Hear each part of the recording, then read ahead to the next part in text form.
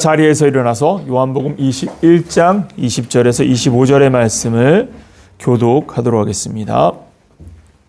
제가 먼저 20절 읽습니다.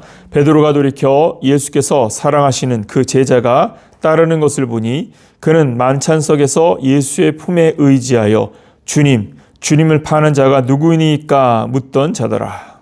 베드로가 그를 보고 예수께 여쭤오되 주님이 사람을 어떻게 되겠사옵나이까? 예수께서 이르시되 내가 올 때까지 그를 머물게 하고자 할지라도 내게 무슨 상관이냐? 너는 나를 따르라 하시더라. 이 말씀이 형제들에게 나와서 그 제자는 죽지 아니하겠다 하였으며 예수의 말씀은 그가 죽지 않겠다 하신 것이 아니라 내가 올 때까지 그를 머물게 하고자 할지라도 내게 무슨 상관이냐 하신 것이라. 이 일들을 증언하고 이 일들을 기록한 제자가 이 사람이라. 우리는 그의 증언이 참된 줄 아노라. 예수께서 행하신 일이 이 외에도 많으니 만일 낱낱이 기록된다면 이 세상이라도 이 기록된 책을 두기에 부족할 줄 아노라. 아멘. 우리 인사하도록 합시다. 평강이 있을지어다. 예. 하나님의 평강이 여러분들의 삶의 현장에 충만하기를 원합니다. 예. 무엇보다도 이를 위하여서 하나님을 향한 찬양의 고백을 담기를 바랍니다.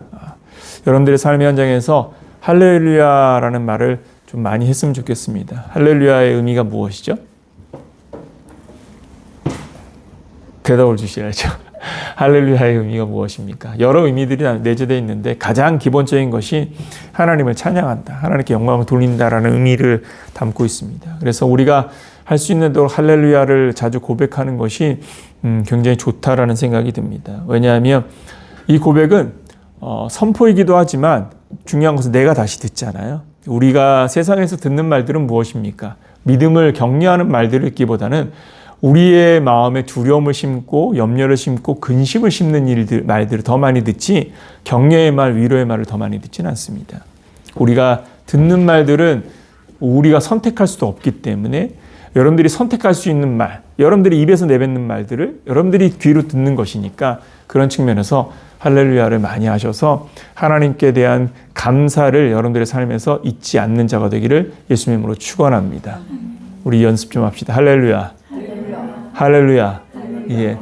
제가 이번에 선교 일정을 하면서 처음에는 한 10명 정도의 목사님들이 모인다는 소식을 듣고 마닐라를 갔었는데 14분 정도 모였고 거기에서 또 소식이 잘못 전달되어져서 못 오신 분까지 해서 15분을 저희가 만나뵙게 됐습니다. 홈페이지를 통해서 여러분들에게 미리 이제 소식을 어느 정도의 보고서를 여러분들이 홈페이지에서 보았을 텐데 그 목사님들을 만나면서 느꼈던 것들은 참 하나님의 역사는 국한되어 있는, 우리 제한되어 있지 않구나라는 생각을 하게 됐습니다. 제가 갔었던 곳은 마닐라에서 차로 이제 하이웨이를 타고 빠르게 가면 1시간 반 정도. 그리고 이제 트래픽이 걸리면 2시간 정도에 걸리는 블라칸이라는 곳이었습니다. 이 블라칸이라는 지역은 행정명이고요. 행정수도로 블라칸이고 그 안에 이제 놀자가라이, 산호세, 산마리아 이렇게 바랑가이들이 굉장히 근데 이런 바랑가이들이 굉장히 컸고 블라칸 지역 자체가 굉장히 넓었어요. 방대했습니다. 그래서 우리나라의 경기도와 같은 규모의 그런 지역이 아닌가. 그 안에 여러 위성 도시들이 있는 것처럼 블라칸이라는 지역이 여러 지역들이 있었는데 그 중에서 노자가라이라는 곳에서 우리가 이제 미팅을 했고 거기를 중심으로 이제 숙소도 거기에다 두면서 이제 위쪽 아래쪽을 이제 돌아다니면서 그 지역 내에 있는 여러 교회들을 살펴보게 되어졌습니다. 그 교회들을 보면서 하나님께서 이곳에서도 일하고 계시는 보았고 또 일하시는 현장들 속에서 하나님의 일하심들이 우리가 생각하고 있는 범주를 넘어서서 삶의 아주 세밀한 다양한 지역 속에서 일하신다라는 사실을 확인하게 되어졌습니다.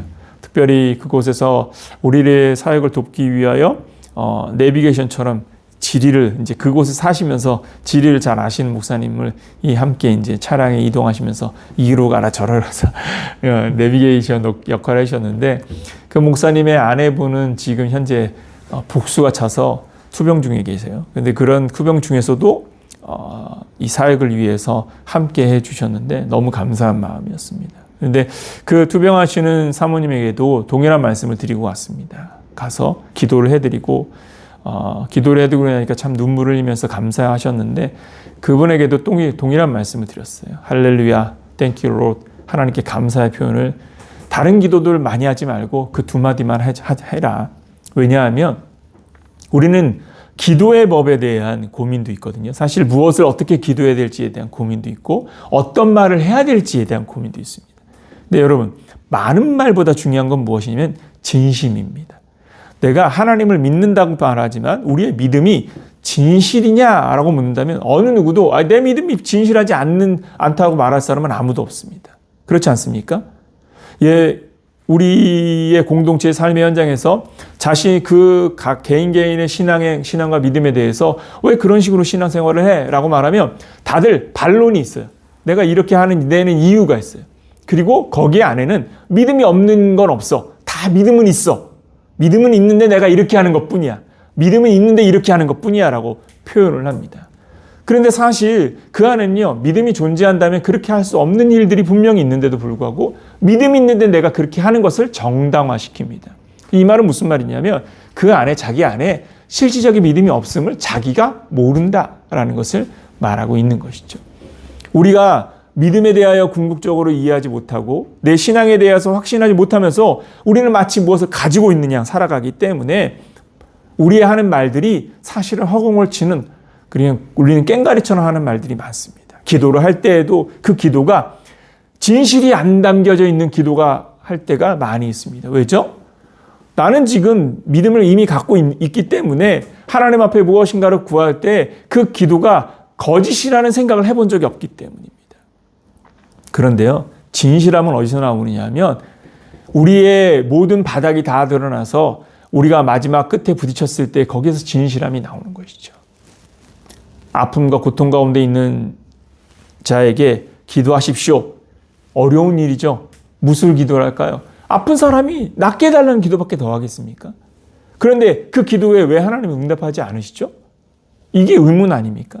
여러분, 하나님은 우리에게서 때를 기다리시는데 어떤 거냐면 진실함으로 하나님 앞에 서기를 기다리신다. 그 진실함은 무엇이냐면 먼저 내가 하나님을 온전하게 진실하게 믿지 않음을 발견하는 현장일 것입니다. 하나님을 온전하게 진실하게 믿고 있다라는 믿음의 현장으로 내가 섰을 때에 우리는 그 하나님을 대면하는 것으로 인하여서 무엇하면 자기의 부끄러움을 발견하고 그 부끄러움을 발견하면서 하나님을 더 의지하게 되고 그 안에서 하나님께서는 나의 부끄러움을 치료하시고 회복시키시는 하나님의 긍휼과 자비의 손길로 우리에게 손을 뻗치셔서 무엇을 알게 되냐면 하나님이 나에게 이런 은혜를 주셨구나라는 사실을 다시 한 번 더 확인케 되어집니다. 그러니까 사실은 우리가 어느 지점까지 가야 되느냐 하면 진실함에 닿는 것까지 가야 됩니다. 누가 모르는 진실함입니까? 내가 모르는 진실함에 맞닿아야 가야 한다라는 것입니다. 그걸 위해서 뭐 해야 되냐? 먼저 우리가 하나님 앞에 자기를 먼저 고백하면서 하나님 앞에 진실함에 도달하기 위한 훈련이 필요하다. 여러분, 그래서 그분에게도 그렇게 말씀을 드렸습니다. 기도할 때 다른 기도하지 말고 할렐루야, 땡큐 롯, 하나님 감사합니다. 할렐루야만 계속해라. 제가 그 말씀을 드리고 저희가 다시 돌아올 때 하나님이 기적이 그곳에 있기를 기도하겠습니다. 라고 하고 돌아왔습니다. 그분들이 어떻게 그것을 이해하실지 모르지만 저는 그 기도 가운데 하나님께서 기적을 주실 것이라고 저는 믿습니다. 우리들도 마찬가지입니다. 많은 말 하기 어렵고 어떤 말로 기도해야 될지 모를 때 여러분 어떻게 해야 될지를 모를 때 멈춰서서 하나님께 집중하는 훈련을 해야 되는데 그 집중이 뭐냐면 할렐루야 하나님 감사합니다. 할렐루야 하나님 감사합니다. 믿어지지 않아도 아니 그 말을 할 수가 없는 상황에서도 그 말에 어떤 상황에 부딪혀서 내가 이것을 돌파할 지혜도 능력도 발현되지 못하고 있을 때 내가 여기서 더 이상 움직일 수 없을 그때에 할렐루야 하나님 감사합니다. 여기까지 있게 하신 하나님, 여기까지 나를 이끄신 하나님께서 이곳에서 또한 나를 이끌어 가실 줄 믿습니다. 그 믿음으로 그냥 할렐루야 하나님 감사합니다만 고백하면서 하나님 앞에서 일어나는 법을 훈련하는 여러분들 되기를 예수님 이름으로 축원합니다. 다시 한 번 더 할렐루야. 하나님 감사합니다. 하나님 감사합니다. 여기까지 이끄신 하나님께서 나와 함께 하실 줄 믿고 고백하는 마음으로 계속해서 할렐루야 하나님 감사합니다를 고백하기를 예수님 이름으로 축원합니다.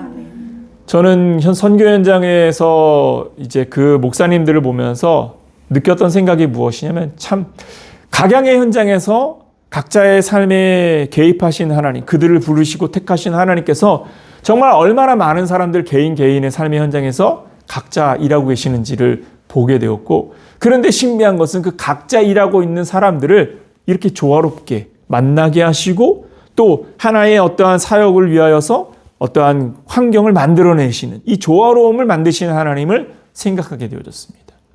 그러면서 이 말씀을 묵상하면서 하나님은 우리를 각자 부르셨으며 또한 그 각자 부르신 자들을 통하여 조화를 만드시는 분이라는 사실을 다시 한 번 더 생각하게 되었습니다.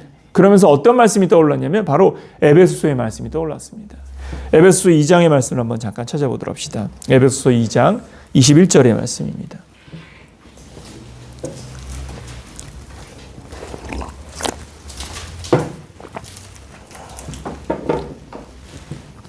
에베소서 2장 21절 한 절의 말씀 우리 같이 한번 읽어보도록 합시다. 같이 읽어봅니다. 시작. 그의 안에서 건물마다 서로 연결하며 주 안에서 성전이 되어가고. 짧은 구절인데 아주 중요한 사실을 말하고 있습니다. 그의 안에서, 그리스도 안에서 건물마다 서로 연결하여 주 안에서 성전이 된다. 건물과 성전이란 두 개의 단어를 통해서 우리의 모습, 우리의 삶의 현장에서 일하시는 하나님의 일의 논리를 우리에게 설명하고 있습니다.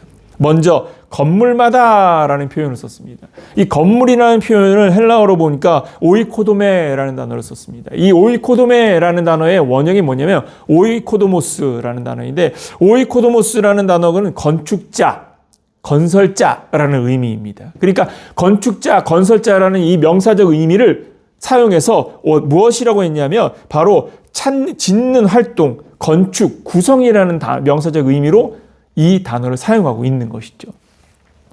단어적 의미가 무엇이냐면 발전하고 성장하는 하나의 객체로서의 건물이라는 의미입니다. 지어져 가고 있는 건물, 세워져 가고 있는 건축물, 세워져 가고 있는 하나의 건축물로서의 우리라는 의미를 말하고 있는 것이죠.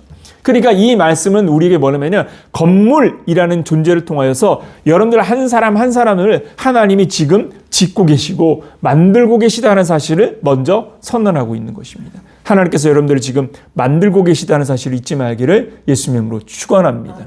나를 만들어가고 계십니다. 이렇게 만들어가시고 있는 각 사람, 이 각인을 무엇이 되게 하는 겁니까? 그리스도 안에서 조화를 만들어서 성전이 되어지는, 하나님의 성전이 되게 만드시는 연합체, 공동체, 하나님 나라를 이루게 만드신다라는 겁니다. 그런데 이것을 어떤 방식으로요? 서로 연결하여라고 말하고 있습니다.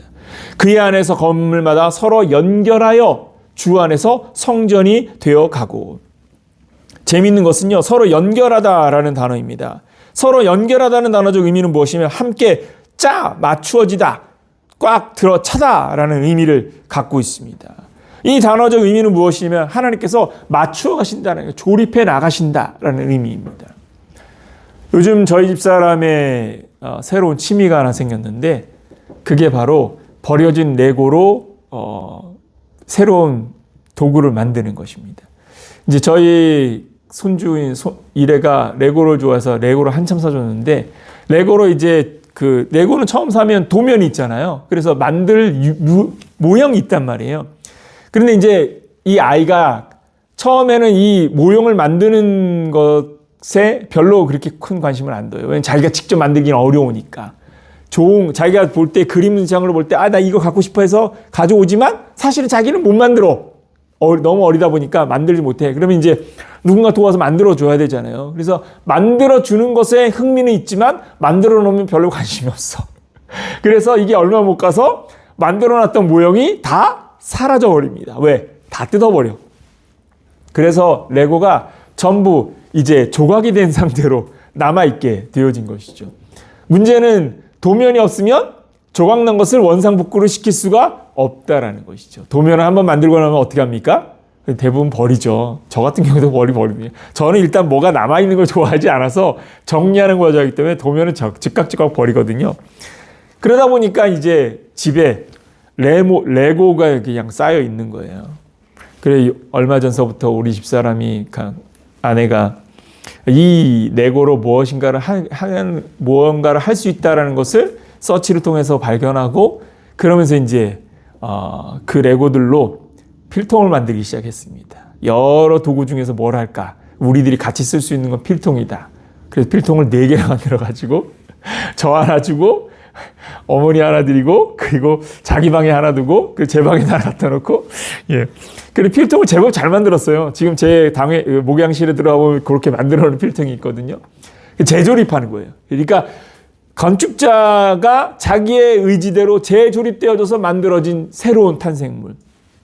어떻게 보면요, 여기에는 우리들은 레고의 피세스와 같습니다. 하나님께서 이 조각나여져 있는 우리들을 조합해서 하나의 작품을 만드시는 역할. 하나님이 우리 안에서 일하시는 방식이 바로 이와 같다라는 사실을 우리가 먼저 꼭 주목해야 한다라는 것입니다. 오늘 본문으로 다시 돌아와 보면 베드로가 부활하신 예수님을 따라 일어섭니다. 예수님을 따라 나아가기로 결정합니다. 그런데 이렇게 결정하고 난 다음에 베드로만 갔습니까? 제가 이 설교를 시작하기 전에도 이 요한복음 21장의 말씀을 시작하면서도 말씀을 드렸지만 베드로는 믿는 자들의 표상으로서 대표자로서의 어떤 의미로 선택되어져서 이 본문에서 주인공으로 나타나 있는 것이지 베드로 자신만 이야기하려고 이 본문을 쓴 건 아니거든요. 결국은 베드로만 일어난 것이 아니라 요한도 같이 일어났다는 사실을 통해서 이 부르심 앞에 있는 자들이 함께 일어난다는 사실을 우리에게 전하고 있는 것입니다.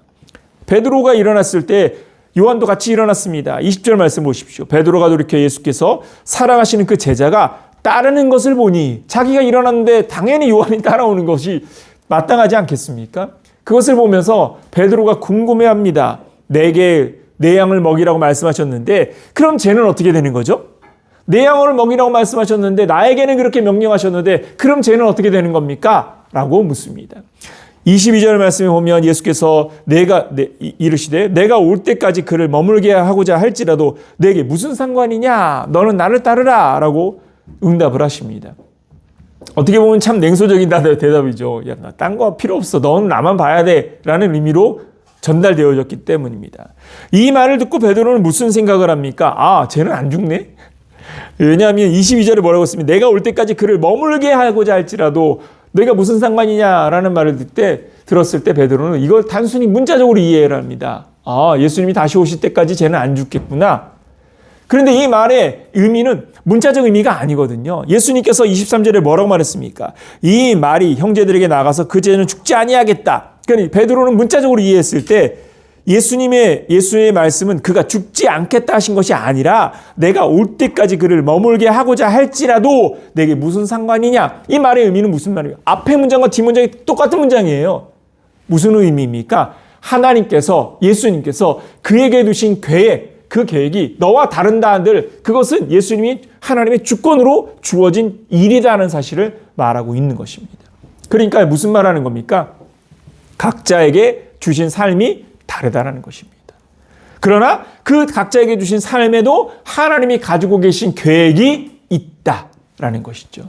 여러분, 하나님께서 모든 사람을 다 똑같이 사용하지 않습니다. 그러나 하나님께서 모든 사람을 다 하나님의 계획 안에 두고 계시다는 사실을 믿으시기를 예수님의 이름으로 축원합니다. 나에게 두신 계획이 있는 겁니다. 누구에게 두신 계획이 있다고요? 한번 따라해 봅시다. 나에게 두신 계획이 있다.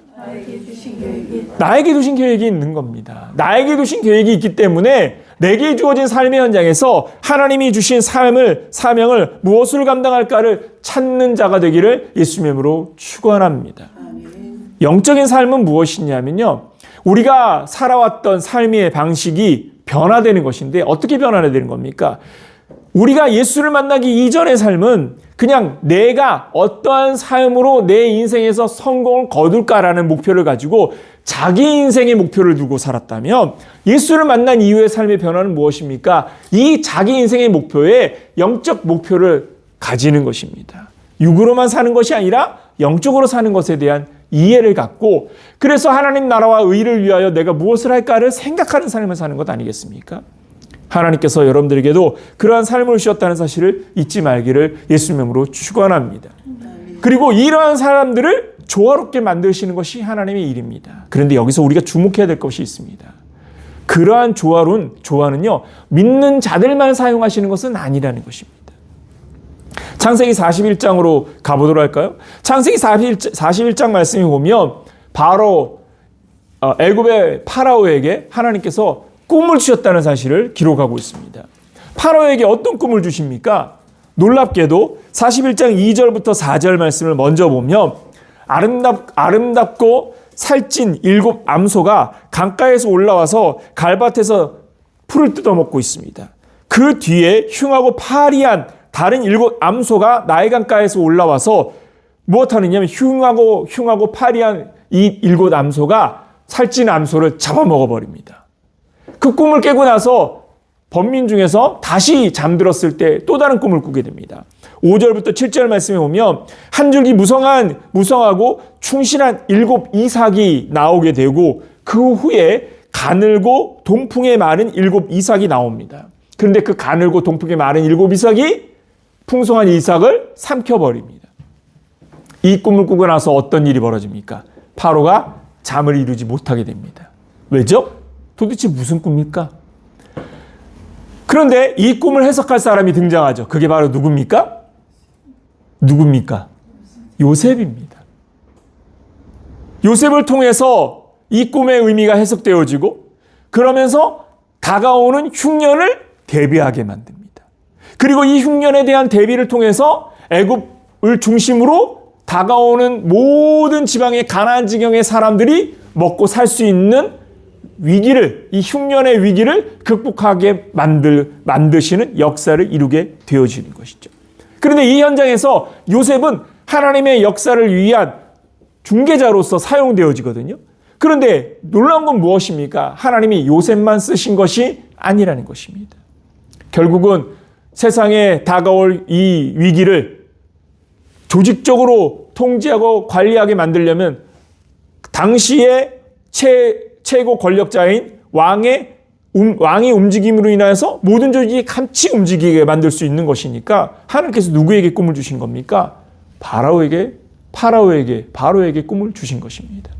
우리가 지목해야 될 건 뭡니까? 하나님의 일하심은 믿는 자들 안에 국한된 것이 아니다라는 것입니다.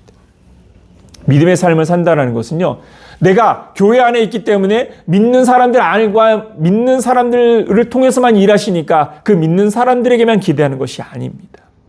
여러분, 하나님께서는 열방의 재물을 동원하여서 우리의 믿음을 위하여 일하실 수 있는 사람이 있는 분이라는 사실을 잊지 말기를 예수님의 이름으로 축원합니다. 그러므로 우리의 일에는요, 제한을 둘 필요가 없습니다. 여러분들이 어떤 사명을 감당할 때 제한을 두는 것이 아니라 하나님께서 내게 주신 사명에 집중하면서 하나님이 모든 것을 다 사용할 수 있다는 믿음으로 하나님과 함께 일하는 자가 되기를 예수님의 이름으로 축원합니다. 제한을 두지 마십시오.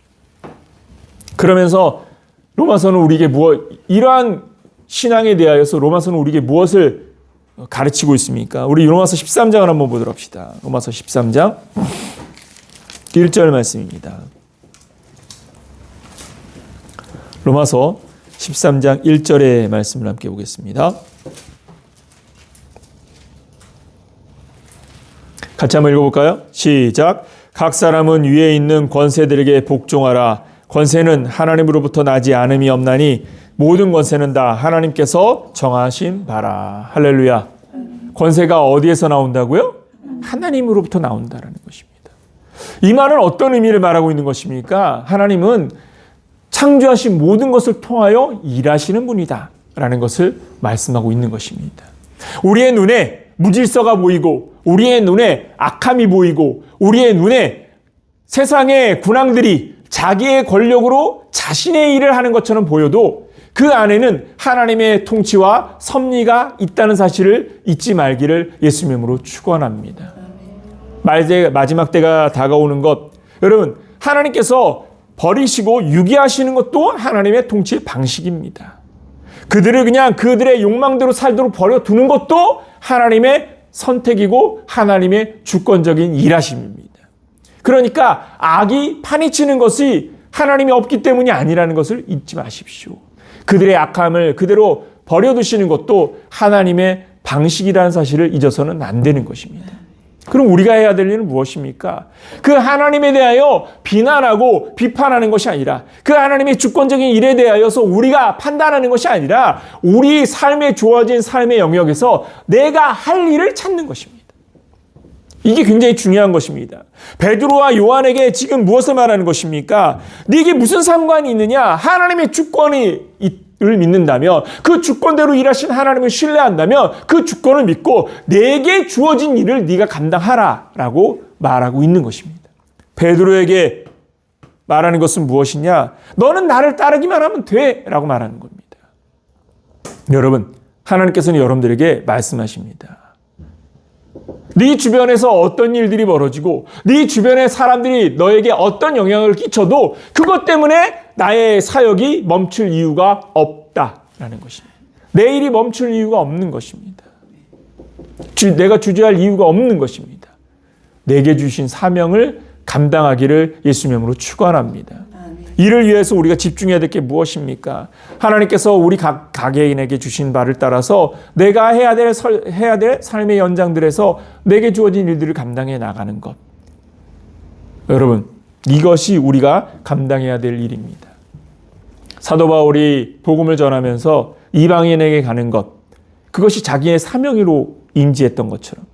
그래서 갈라디아서에서 뭐라고 말했습니까? 베드로가 유대인에게 가는 것처럼 나는 이방인에게 가도록 하나님께서 나에게 주신 사명이다라는 사실을 공포하지 않았습니까?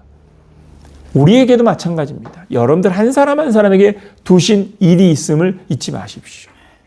동행하는 교회가 선교하기 위하여 하나님의 사역을 위하여 일하는 교회입니다. 그 현장에서 여러분들이 모두가 다 해외 현장에 다 같이 있다면 얼마나 좋겠습니까? 그러나 그렇지 못하다 할지라도 여러분들을 통해서 이 공동체에 우리가 해야 할 일이 있기에 여러분들이 이 자리에 있는 것이라면 그러면 그 자리에서 자기의 역량을 담당하는 자가 되기를 예수님으로 축원합니다. 하나님은요, 너와 나를 통해서 일하는데 그 너와 나의 제안은 무엇이냐면 단순히 우리 일하는 이 사람이 아니라 모든 일을 통해서 일을 하신다라고 말할 수 있는 것입니다.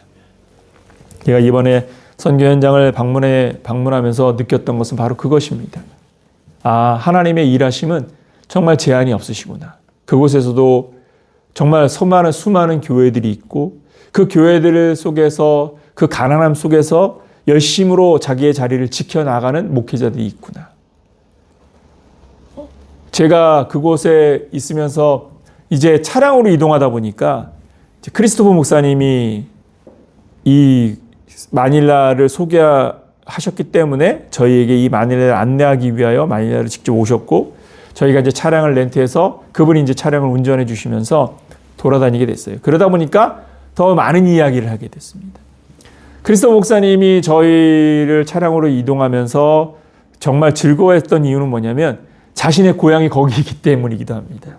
그러니까 불라간에서 이제 사역자로서 처음 시작을 했었고 또 마닐라에서 신학 공부를 하면서 마닐라에서 버스 운전도 하고 그리고 불라간에서 시멘트 공장에서 다니고 그러니까 마닐라를 그렇게 잘 다니나 했더니 버스 운전을 하셔가지고 도로를 잘 알아. 그래서 길을 잘 알으니까 여기저기 어디 가자 하면 다 가는 거예요. 그래서 그분하고 차량에서 오랜 시간을 보내다 보니까 이제 자기의 어린 시절, 신학 시절, 그리고 이곳에서 보냈던 시절에 대한 이야기들을 듣게 되고 함께 했던 지미 목사님하고도 그런 이야기들을 듣고 또 이제 목사님들과 인터뷰하면서 그 목사님들하고 인터뷰하면서 왜 여기에 자리 잡게 됐는지에 대한 이야기를 들으면서 어떤 교회는 마닐라에서 쫓겨나서 이제 이곳에 강제 이주되어진 분들도 계시고, 또 자기가 교회당을 세웠는데 그 교회당의 땅의 주인이 그 교회 건물을 자기와 계약을 해서 팔아야 되는데 하지 않고 아예 그냥 통째로 삼켜버린 거예요. 자기가 지었는데 그 지은 건물을 통째로 빼앗긴 채 이곳으로 강제 이주당한, 쫓겨난 목사님도 계셨습니다. 그런 이야기들을 들으면서 이분들의 지금 삶의 현장이 우리나라의 80년대 느낌이구나. 그 옛날 이야기를 들어보면 제가 언뜻 스쳐가는 것이 우리 어릴 때 모습들, 제가 이제 막 공부하고 신학 공부할 때 그때의 그 느낌들을 가지고 있는 분들이 많이 있더라고요. 그래서 이러한 환경들이 변화가 어떻게 보면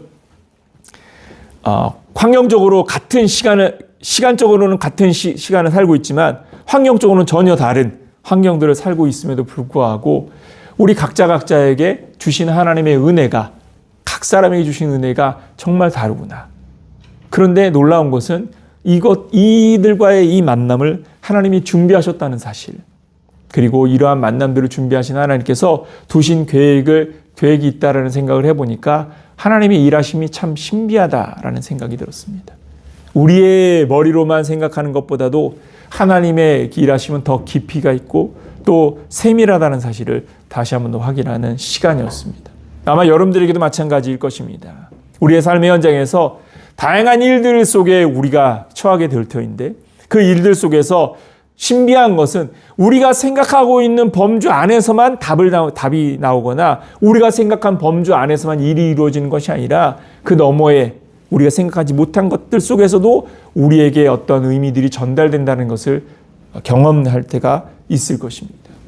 이러한 현장에서 우리가 잊지 말 것은 하나님의 주권, 하나님의 선하신 통치와 다스림 안에 우리가 있음을 잊지 말고, 그 하나님의 선하신 통치와 다스림 안에서 우리가 해야 할 일은 뭐냐면 나의 사명을 찾아서 일어서는 것이다 라는 것을 잊지 말기를 바랍니다. 그래서 우리 각자가 자신의 사명을 찾아서 일어나는 자가 되기를 예수님의 이름으로 축원합니다.